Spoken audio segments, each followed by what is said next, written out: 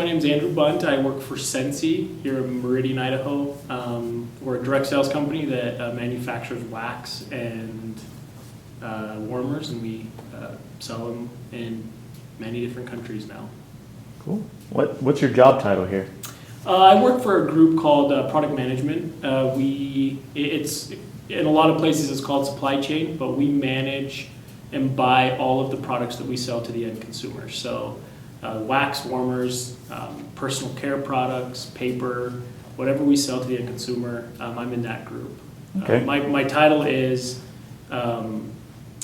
procurement buyer. So as a procurement buyer, what's a typical day like for you? What do you do from day to day, and I guess week to week? My day is pretty much the same every day. I come in the morning and I get into our system and I look at what all of our orders have been placed for the last day, week, month, whatever I'm tracking at that time. I'll sit down, I'll run all those reports, I'll take all the information that I want out of them, and then I'll go in and look at what our future demand is going to be for products. I'm responsible for a core set of products, all of our personal care products that we do. Our line's called Layers. I'm responsible for buying all of the raw components as well as everything that would take from production time to lead times, manufacturing, to getting that finished product on either a boat or a truck to get it into our distribution centers to be sold. So I go in and I sit down and I look at all of those pieces, I make sure all of them are in line, and then I pretty much babysit that process from start to finish to get that product here and sold. And I do that day in and day out, and every day it changes because every day some other issue comes up that you have to go and figure out. So it sounds like you've got a lot of stuff that you do during the day. What do you like most about your position? I think I look at supply chain as kind of a game.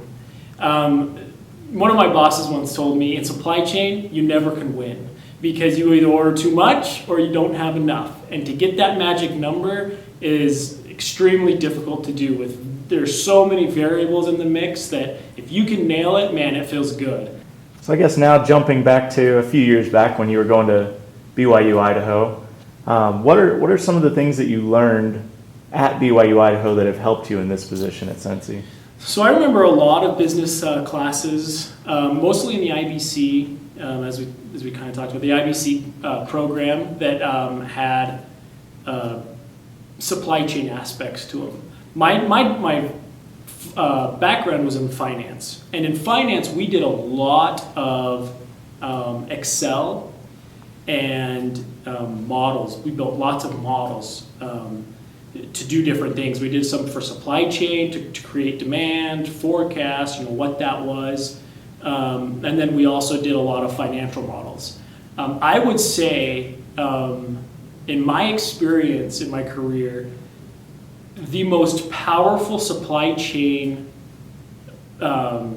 candidates that I've interviewed with or for, they've all had a strong background in Excel and knowing how to use Excel. And I think BYU-Idaho, for me, I was very proficient in Excel when I left that school. I could do things that a lot of people in my field could not do, which was a huge advantage to me, especially in a company like Scentsy that was new, that we didn't have, really big MRP programs, things that would run forecast and demand. We didn't have those in place, so we had to go and create them in Excel.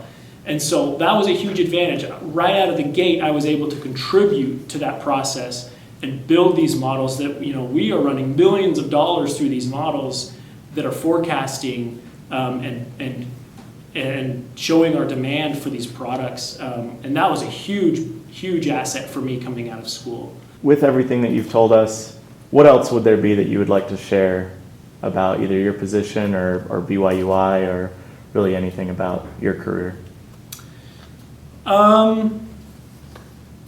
I would just say from a supply chain standpoint, I think I never expected myself to be in a supply chain standpoint. I always thought I would be in finance because that's what I went to school for.